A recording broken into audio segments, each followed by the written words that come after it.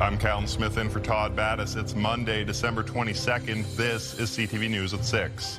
Tonight, another lobster business in the Maritimes has been leveled by fire. And the rise and the fall of deer counts in some New Brunswick communities and the issues they bring.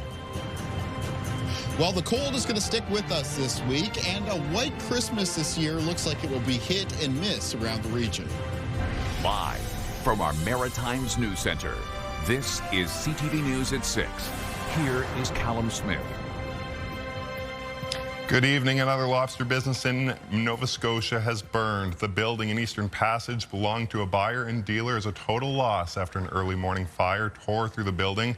Fire officials say crews did everything they could in the challenging conditions, but the structure could not be saved. CTV's Hafsa Arif has the story. What's left is a little more than rubble. A lobster buyer and dealer's property reduced to debris after a fast-moving fire early this morning. The fire was initially reported by a lobster fisherman who was checking on his boat about 2:30 and saw some smoke coming from the building. At that point in time, 911 was called and we initiated a full response. Crews moved quickly, but the fire had already spread throughout the building. Heavy volume of fire, a lot of problems with icing and the temperature, but crews did what they could, and it's not the outcome that we wanted, but unfortunately we definitely did our best. Inside the structure was a lobster pound with possible residential space above. CTV visited the business last week when it was in operation. Officials confirmed no one was inside and no injuries were reported. People come here to buy fresh local seafood, not just lobster. He also has a whole variety of other seafood.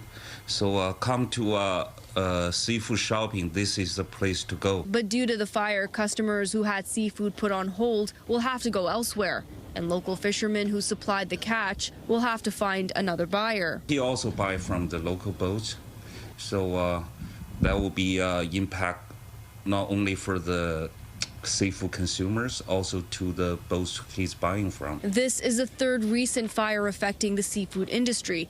Last week, a lobster holding facility burned in New Brunswick, and another processing plant was destroyed by fire in Wallace. Due to the age of the building, fire crews say fighting the flames was extremely difficult. After the aggressive interior attack, we were forced to go defensive, and that meant just spraying water from the outside for crew safety. For now, the cause remains under investigation. Hafsa Arif, CTV News, Eastern Passage.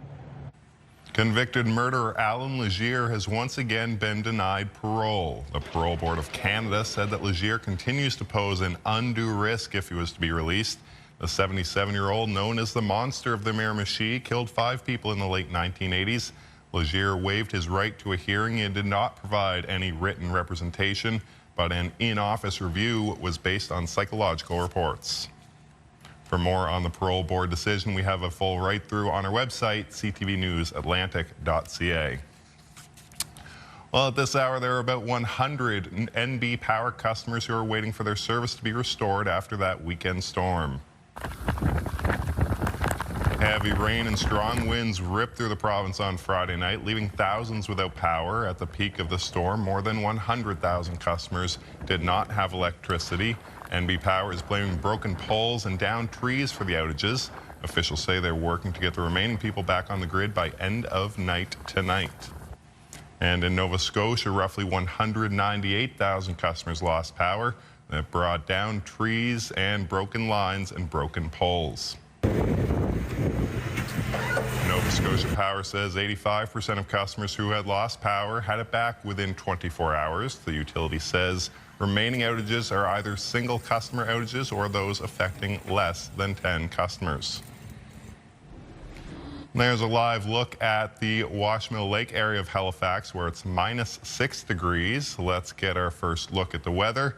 For that, we go to CTV meteorologist Kaylin Mitchell. Kaylin. Yeah, thank you, Callum. And of course, combining with those colder temperatures around parts of the Maritimes, we just saw -6 in around the Halifax area, are still some gusty winds. So wind chill's a factor out there for this evening and tonight. Here's a look at where we stand with temperatures as we're now moving into the first part of this evening. Now down mostly into the minus double digits for much of New Brunswick, except down in the southernmost areas of that province where there's a number of communities still sitting around -8, -9. Similar temperatures at this hour in Prince Edward Island. For Nova Scotia right now, most of the temperatures in the range around -4 to of -8. Here's a look at the wind chill, and it's feeling down to the minus teens region-wide. Already some wind chill values making it feel close to -20 up around northern areas of New Brunswick. When the cold winds are blowing over the open ocean waters, it's producing some flurries and a risk of snow squalls. Now, the greatest risk of snow squalls as we continue through this evening and tonight will be around parts of Prince Edward Island, the north shore of Nova Scotia, and extending into areas of Cape Breton. The risk of snow squalls continuing for that part of the Maritimes into and through Tuesday morning before diminishing for Prince Edward Island, the north shore of Nova Scotia. May take until Tuesday evening before the risk of snow squalls in Cape Breton becomes a little bit lower. There is a snow squall watch posted for those areas by Environment Canada, and as we take a look at a snowfall outlook, we can see that the blues show up a little bit darker, indicating the potential for higher snowfall amounts for that area of the Maritimes. So there are flurries in other spots in Nova Scotia as well. Some of the areas that you really want to keep an eye out for are parts of the roads and highways running to the east of Prince Edward Island, including the 2 running from near Tracadie and towards Dingwell's Mills. And then for the north shore of Nova Scotia, parts of the 6 beginning around River John and extending towards the 104 near Salt Springs Provincial Park. Parts of the 104 that are passing by the Antigonish area, and then into Cape Breton, parts of the 105, the 19, and up into the Cabot Trail. For Cape Breton in particular, any of those roads and highways that climb up into higher terrain, that's where your risk that those snow squalls are going to add up to a little bit more snow is going to be higher. There'll also be some periods of reduced visibility. I will have more on the forecast, including the look all the way through and past Christmas when I'm back a little bit later on. Callum. All right, thanks so much, Kaylin, and that full forecast is in about 15 minutes. Well, one of New Brunswick's most popular tourist spots was partially flooded yesterday, but as CTV's Derek Haggett tells us, millions spent to protect the wharf in Pointe du Chene have paid off. What a difference a day makes. Less than a day after the Pointe du Chene wharf was partially flooded, the water has fully receded. Yesterday, high tides caused minor flooding in places, and water levels were much higher than usual in the yacht club docks. Well, we had a storm surge come in over the wharf. It was brought on by the high winds and excessive rain. Hurricane Fiona caused millions in damage to the wharf back in 2022. The federal and provincial governments spent more than $10 million to help protect the tourism hotspot from future storms. Buildings were secured and a massive breakwater for shoreline protection was built. Paid off completely. As you can see, there is absolutely no damage to any of the properties or the wharf at all. We are totally secure. I spoke with a few people here on the wharf yesterday who came to see the water levels for themselves. One person told me he had never seen tides this high before, while another said it's not that rare of an occurrence. It's not quite unusual at this time of year. We do normally get lunar tides that bring in a higher tide. Normally you'll see storms that bring in water like this. I was really surprised. It almost reminded me of one of the past hurricanes that we may have had. Just a really high tide. Today it's a little higher than it usually is at this time of year. Normally in January is when you're going to see the higher tides in this area. Atkinson says more minor flooding is likely in the future, but nothing can really be done to prevent that. I know that public perception is they think, that we shouldn't have flooding now because of all the work that we did, but that is totally inaccurate. The only way to avoid any type of flooding would be to raise the wharf, which Atkinson says would cost billions. Derek Haggett, CTV News, Pointe du Chene, New Brunswick. Get the Maritimes top stories, breaking news alerts, and watch live. Download the CTV News app. Nova Scotia's Energy Department is launching a program to give private companies the go-ahead to onshore natural gas exploration. They say it will create more jobs and combat rising fuel costs. But as CTV's Vanessa Wright reports, environmentalists are not as enthusiastic. The province says a new program in partnership with Dalhousie University will kickstart Nova Scotia's natural gas industry. Whether it's home heating oil, coal, or natural gas, many of these energy sources come from outside of Nova Scotia, making us vulnerable to tariffs or any other geopolitical measure that might be used against Nova Scotians. But the Houston government has recently pushed to develop its own. Estimates show there's potential to extract about 7 trillion cubic feet of natural gas in Nova Scotia. Under the $30 million program, private companies which meet the criteria and have regulatory approval could be given the green light to start drilling. Excited to have the province using its own resources, that ultimately is going to lead, if we're successful, to jobs and prosperity. They also say the program will combat the rising costs of heat and power, but the Ecology Action Centre disagrees, calling it a step backwards. Seeing an increase of fracking come up again and the exploration of some really high-emitting fossil fuels is disappointing. I think there's better, greener, healthier, cleaner options for us to be looking at. Officials wouldn't say for certain whether hydraulic fracturing would be the method used, but they say this partnership allows them to investigate all their options. So just because you drill an onshore petroleum well doesn't necessarily mean you have to use a hydraulic fracturing technology. You don't know that until you actually drill a well, so that would be sort of a stage 2. A final report on the project will be open to the public and submitted in December of next year. Vanessa Wright, CTV News, Halifax. When you think of nuisance animals, those like mice, rats, and maybe cockroaches come to mind, but in parts of the southern New Brunswick area, the pests are much bigger. CTV's Avery McRae has more on the region's deer numbers and the problems they're bringing. A quick drive through some roads in southern New Brunswick will leave little doubt about what animal causes some big problems. Deer are a nuisance, that's for sure. I was on the road one day going to pick up some groceries, and a deer jumped out in front of me, and that happens frequently to people. New Brunswick's Department of Natural Resources recently conducted deer spotlight surveys in a number of communities, including Quispamsis and St. Andrews. In Quispamsis, the estimated deer numbers have fallen slightly. As many as 303 deer were counted in people's yards in 2024, compared to just 248 this year. In St. Andrews, the numbers are higher.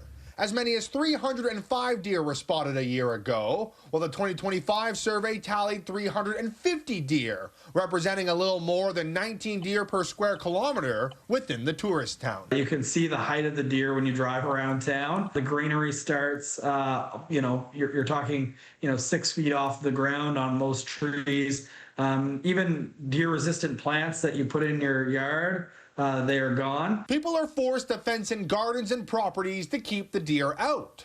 The Kingsbury Garden has spent thousands in deer mitigation efforts, but it only goes so far. The damage that when they do get in, on any given night, they can do hundreds or thousands of dollars worth of damage. They ate every hedge over the course of a winter just a couple of years ago, costing about $15,000 in damage. Deer also commonly settle in people's backyards and public parks, which increases the risk of contact with a Lyme disease-carrying deer tick. We do what we can as far as encouraging people not to feed deer, but other than that, it is a Department of Natural Resources issue. DNR says both towns have seen a gradual increase of harvested deer under its Nuisance Deer Management Assistance Program, but it hasn't led to a decrease of deer on driveways and doorsteps. Avery McRae, CTV News, Quispamsis, New Brunswick. A four-legged problem for sure. Well, with winter now officially here and Christmas just 3 days away, some not-for-profit organizations in Cape Breton are struggling to keep enough winter clothing on hand for people who are out in the cold. They say this year's increase in the amount of people who are struggling has simply been hard to meet. Here's CTV's Ryan McDonald. The pickings are relatively slim these days on the winter clothing rack at the Salvation Army thrift store in Sydney. Sad. Yes, it's sad. We truly do need some donations for these people who are out in the cold. Major Pauline Randell and her husband Joshua moved to Cape Breton back in the summer. It's their first Christmas season here, and she says it's been hard knowing their Clothe a Family program hasn't been able to help everyone who drops in.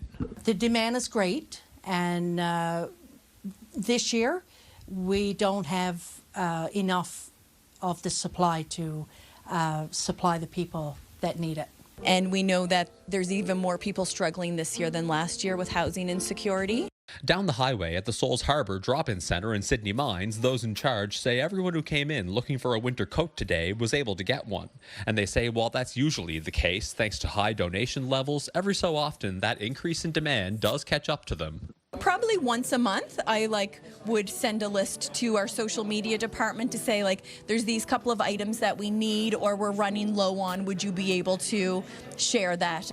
I also spoke today with the head of the Undercurrent Youth Center in Glace Bay. While he wasn't available for an interview today, he told me that he has seen a dramatic spike in community need this year and that they simply can't seem to keep enough winter jackets, hats, and mitts for all ages on their shelves.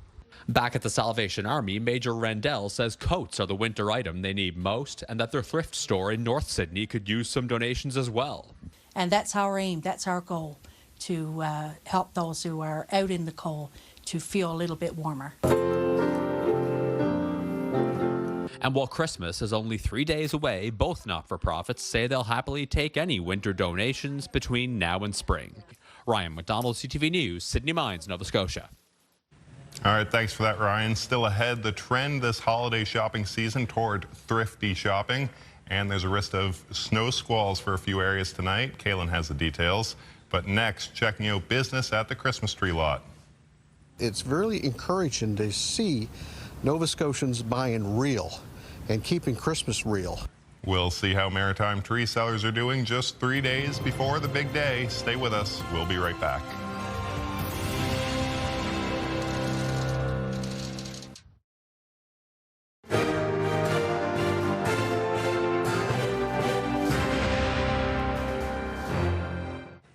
Welcome back. A successful Christmas tree season here in Nova Scotia. That is for the producers and the retailers that sell them locally. CTV's Emma Convey stopped in on a tree lot in Halifax as they wrapped up their season.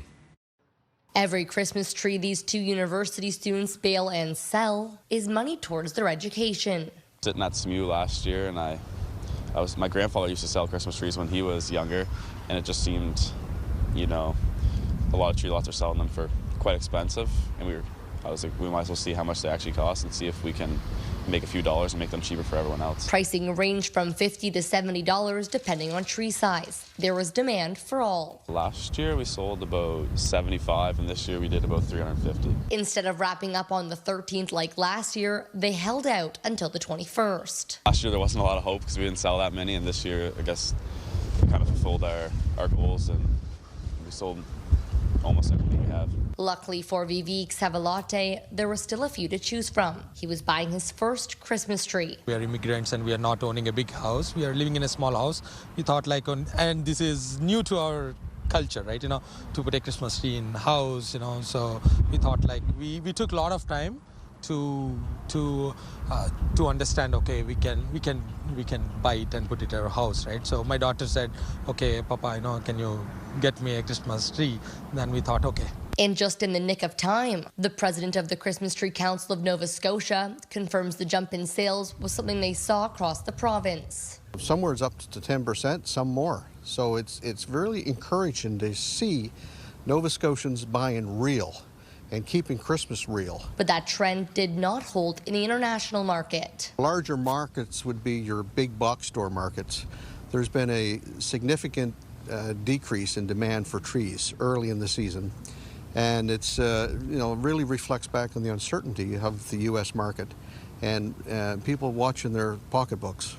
So in upwards to 40% in some box stores and decline in ordering trees. With 80% of Nova Scotia's trees shipped to the U.S., growers are hoping to expand into other markets for 2026. Emma Convey, CTV News, Halifax.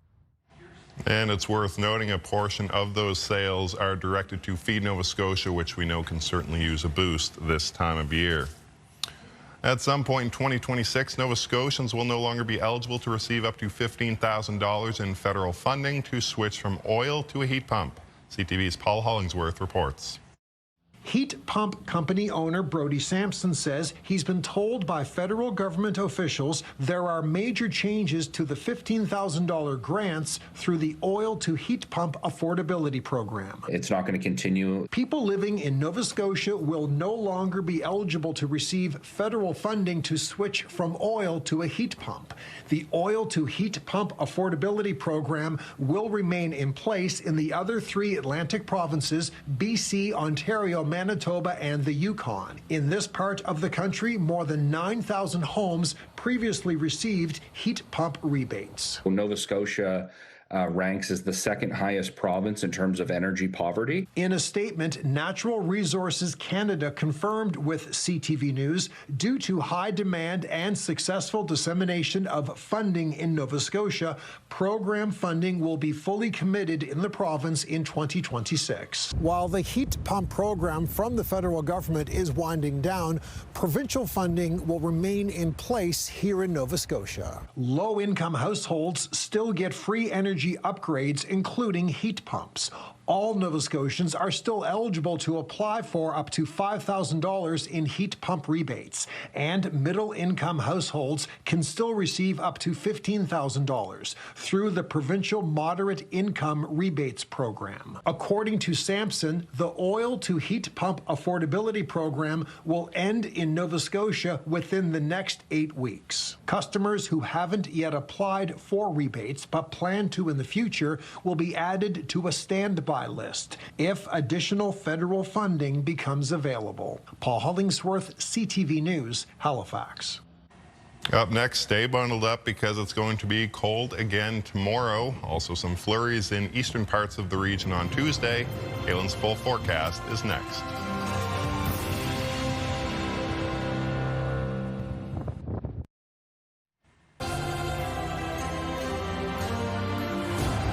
Welcome back. Well, there's a look at a little bit of blue sky at midday today over downtown Sydney and the waterfront, but it certainly was chilly, Kalen Mitchell. Yes. And chilly compared to seasonal temperatures. We know it's chilly when we walk outside. Yeah, I mean, even for the end of December, temperatures are sitting a few to several degrees below averages for this time of the year. So if you're thinking it's cold out there, even for a late December day, you are right about that.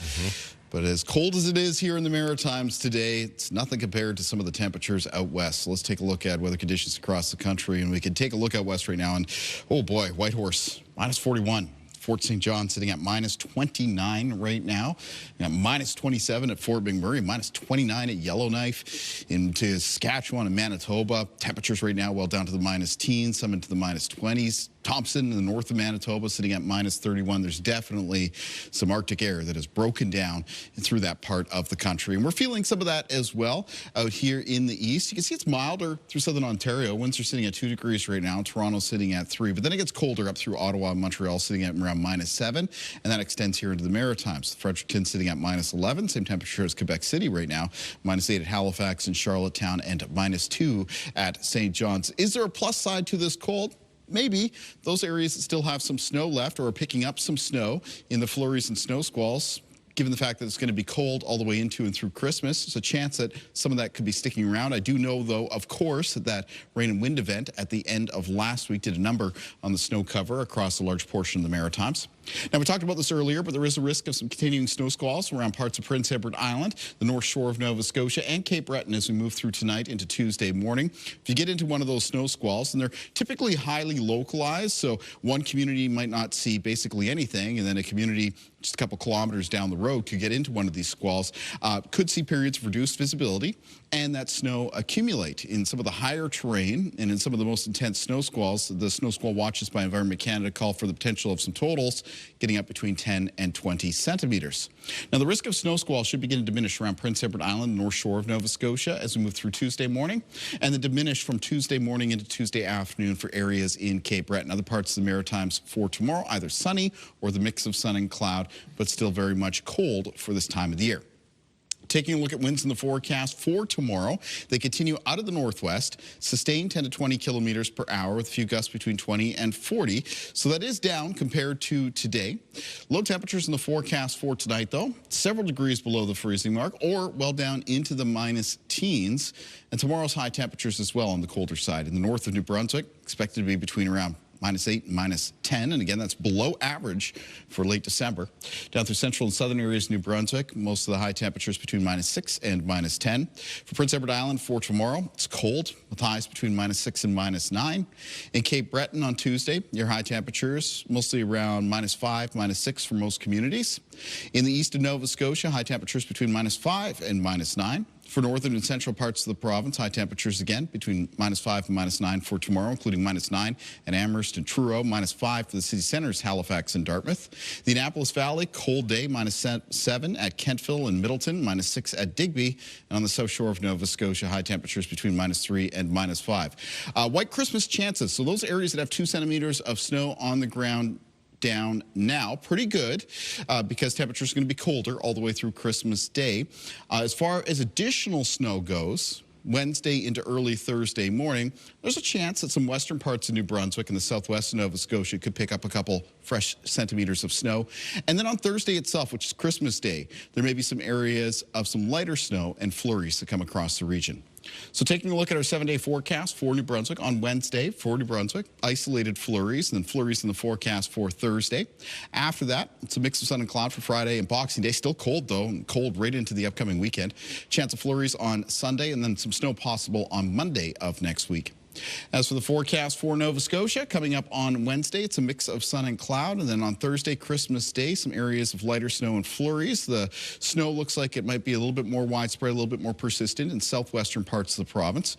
Chance of flurries for eastern areas of Nova Scotia on Friday. That's followed by a mix of sun and cloud Saturday and Sunday. Then a wintry mix of precipitation possible on Monday of next week. That could be snow, ice pelts, freezing rain, and rain.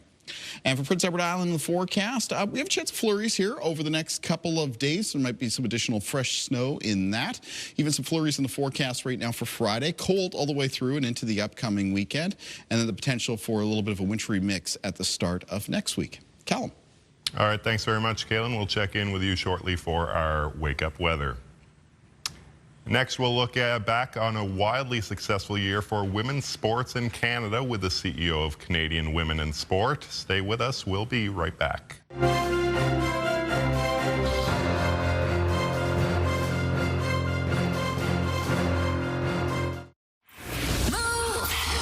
With Aaron and Peter. From our family to yours, Move family, happy holidays and all the best in the new year. We're really looking forward to spending 2026 with you. We love you, Move family. We'll see you in January.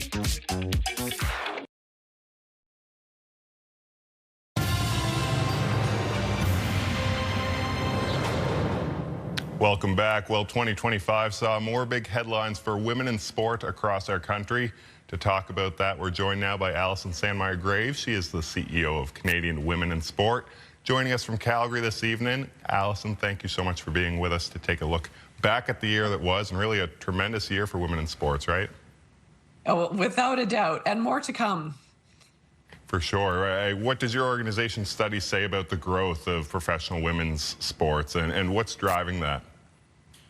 Well, we can see, on our screens in our own communities, the fact that we now have women's professional hockey, we have women's professional soccer, and coming up soon in 2026, we'll have women's professional basketball in the Toronto Tempo, complementing the Maritime Women's Basketball Association, which I know has been doing some great things on the East Coast.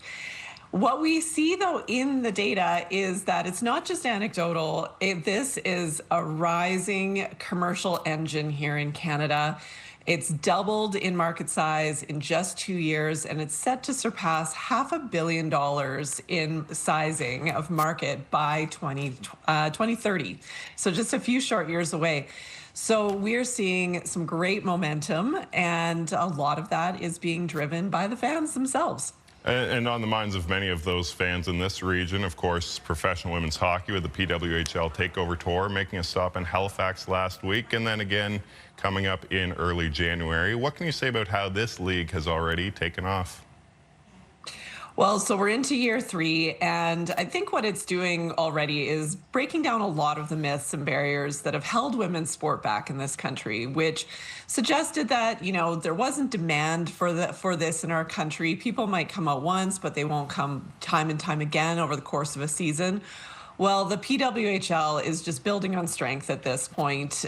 People are coming out in droves. They're wearing the jerseys. They know the players' names. They've got their favorites. The rivalries are taking shape.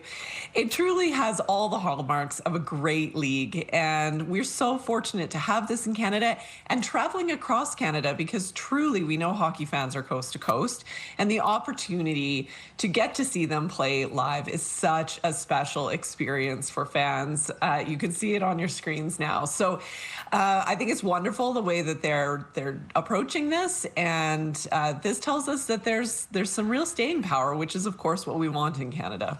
Absolutely, and more room for growth. I mean, obviously Vancouver joining the league. I mean, what do you have any vision or any hope, I guess, in terms of what's next for the league? Well, at the end of the day, all of this is very early. And so the core priority right now is ensuring that this is here for the long run, really getting those sustainable, thriving teams, and the league overall is the goal. And there are still some hurdles to that. Every professional women's team and league right now is very focused on infrastructure in Canada. Lots of aging infrastructure and not always the right infrastructure for their needs. But we know that that is right down to the grassroots. So from top to bottom, infrastructure is a barrier. Getting more government investment, definitely more corporate investment as well will be key. No question. And speaking of more professional opportunities, of course, the Northern Super League launched this year, bringing professional women's soccer to Halifax with the Tides here. What has the first year been like for the NSL? What a huge lift to get that off the ground, and they did such a beautiful job of it. You know, I had a chance to see a few games. Haven't made it to Halifax yet. I've got to meet Jocelyn the Shark. She seems pretty incredible. But what a great, you know, Canadian-made, coast-to-coast experience of soccer. Really setting the bar very high and giving the fans a lot to cheer for. So this is the sort of thing that we're excited to see in this country. It was a big lift for those of you who went to see the documentary, The Pitch, to make this happen. And now our job is to rally behind these teams and this league and really support it to make sure that it's here for the long run so we can all benefit. No question. And on an individual level, there are so many women who had remarkable years, from Summer McIntosh in the water to Victoria Mboko on the tennis scene and Brooke Henderson in the golf world. How important was this year for these athletes? Well, they've been showing up year after year. And, you know, I think Vicky Mboko's year was a breakthrough for many of us watching at home. And I think the continued strength of Canada's women athletes on the international scene, so important to continuing to build that cultural momentum and support for women's sport in this country. They've always given us great things to cheer for, and now we need to make sure that we're supporting those national teams, we're supporting those national athletes, and looking at them as role models. How do we also give girls in our own communities places to play where they feel encouraged, they feel welcomed and supported, so they can chase their dreams, pretend to be Summer McIntosh, pretend to be Victoria Mboko, and really go for it to be the next generation that we're cheering for, but also to reap all the benefits that they can gain in their lives. Absolutely. And you talked about earlier about some of those barriers, I guess. I mean, to kind of give more of a platform for younger women and girls to follow their dreams. I mean, what do you see as the biggest next step, if I could put it that way? Well, there's been some great work happening across the Maritimes. We've had a chance to work very closely with many organizations and leaders who are truly dedicated to looking at the sports system and saying, what about this is working really well for girls and women, and what is holding them back? And so that means more women in leadership, contributing to those decisions, to create those spaces. It means coaches getting more training to be the best coaches that they can be for those girls. It means looking at how we share our resources across all the people who are using them, whether it's our fields, our pools, our primetime TV slots, and saying, are we giving women and girls a fair chance here? And when we start to make those sorts of changes, what we find is that girls are telling us they're having a much better experience, and that's going to help them show up and stay longer through those teen years when they need it most. For sure. We've only got about 20 seconds, Alison, but obviously 2025 is wrapping up. What signs does this year give you for what's to come in the future? I think there's just tons of reason to be optimistic about where women's sport is going. We've got some Olympics coming up quickly starting in February of 2026. We've got the Toronto Tempo, Canada's new professional basketball team, tipping off, hopefully, in May. We've got to get through some labor disputes in the WNBA right now. And then there's just going to be so many stories as the NSL gets into their next year, as the PWHL gets deeper into their season. All in all, we have so much to cheer for going into 2026 and so many reasons to show up and support women's sport. A good way to end it right there. We are out of time. Thanks so much, Allison, and happy holidays to you. To you too. Thanks, Allison. That's Allison Sandmeyer-Graves, the CEO of Canadian Women in Sport. Stay with us. We'll be right back.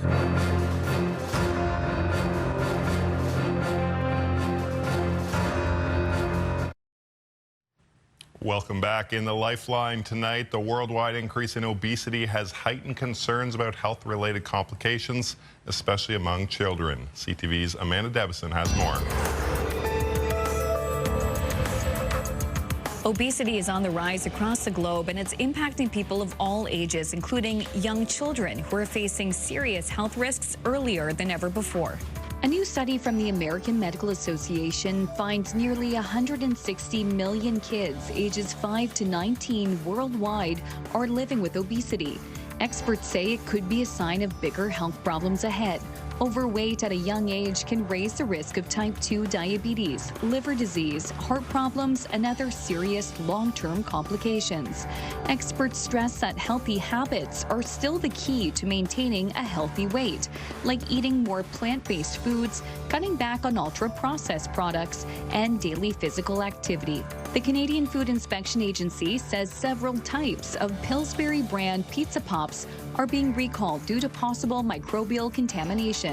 The agency says the affected pizza pops, pepperoni, and bacon pizza snacks had best before dates of June 2026. The recall notice says the contaminated food may not look or smell spoiled, but can still make you sick.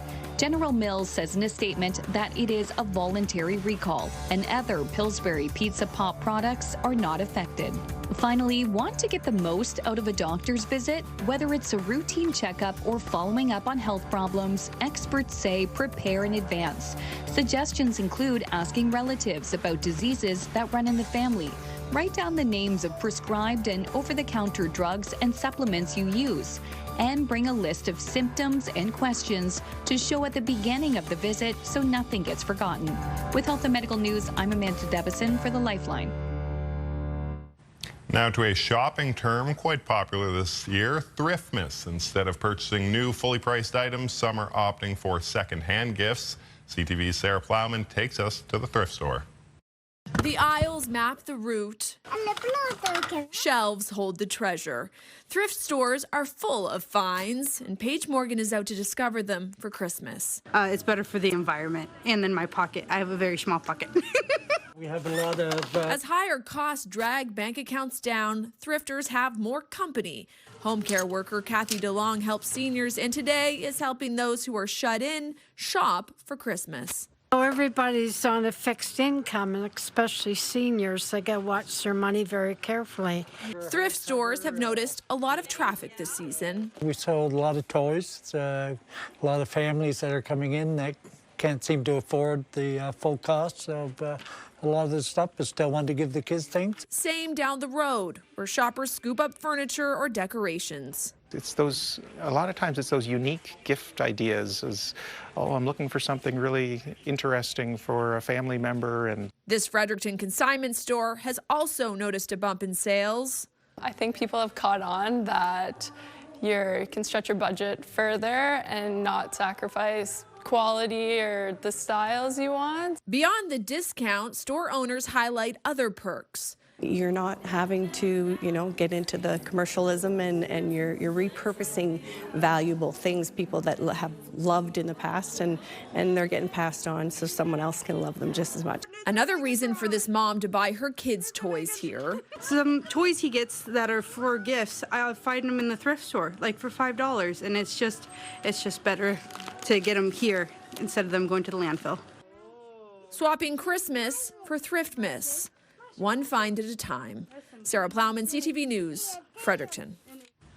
All right, just before we take a break, we want to launch our year-end web poll. Our newsroom has whittled down what we see as the top 8 stories in the region in 2025, and we want to know, what do you think was the top news story in the Maritimes this past year?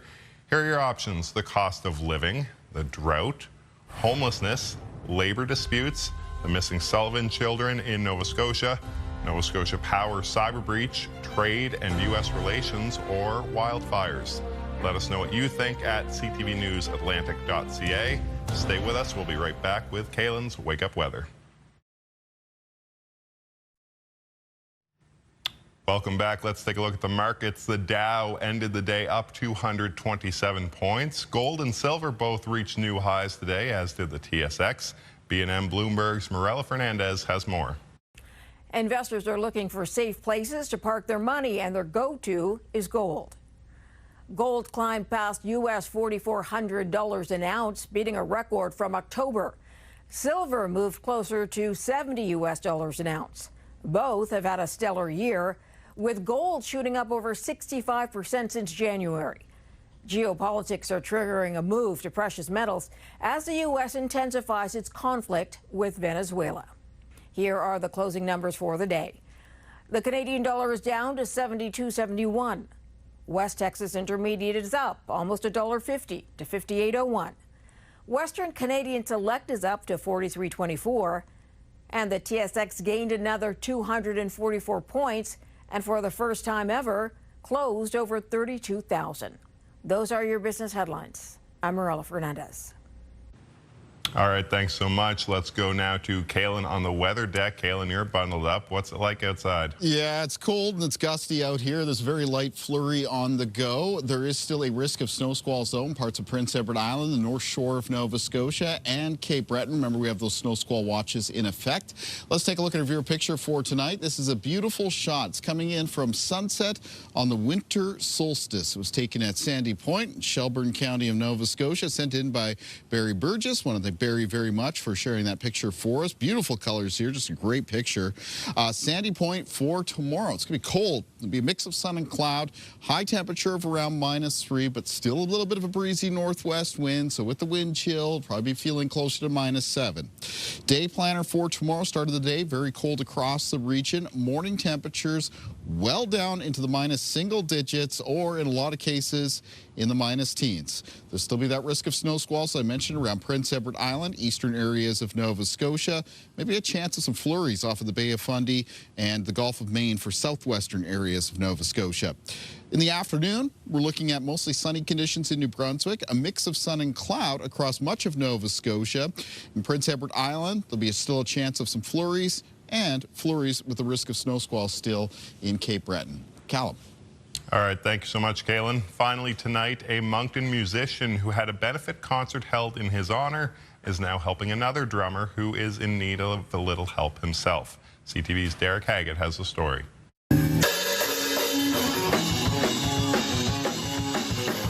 There was never any doubt who was going to fill in when the Motor League needed a new drummer. Johnny Flanagan is taking the spot of Tom T-Bone Antle temporarily while Antle receives treatments for lung cancer. Well, Tom's one of my best friends, you know, and when I went through my diagnosis, he was there from day one. For the second time in less than 2 years, Moncton's music community is rallying to help a drummer battle cancer. Flanagan was diagnosed with stage 4 colorectal cancer about 2 years ago, and Antle made sure the Motor League played at his benefit show in 2024. I mean, when Johnny got sick, Tom was the first one. We're doing a benefit. We're playing a show. We're gonna help John. Now, Flanagan is part of another fundraiser, this time for T-Bone. He's been better for sure. Yeah, he's definitely going through it. He's taking the first steps of a very long journey to recovery. So we love him to death. We really wish he was with us. Proceeds from Saturday's show, along with a GoFundMe campaign, will help financially while receiving treatments. The significance and timing of having Flanagan fill in for their drummer is not lost on the band. We've known Johnny as long as we've known Tom. You know, we've been just as close with Johnny. So that, you know, that one was a punch in the stomach for sure. And then for it to happen again, you know, with our own drummer, T-Bone, it was a lot. It's surreal, you know, all the support from Smile for Johnny, and now this show for Tom. It's just, it's unbelievable to see all the community to pull together like this. Flanagan says he's been feeling pretty good lately and is enjoying a break from treatments over the holidays. Derek Haggett, CTV News, Moncton. All right, that is our look at the day here at home. I hope you'll join me again tonight after the national news. In the meantime, CTVNewsAtlantic.ca has updates anytime. I'm Callum Smith. Have a good night.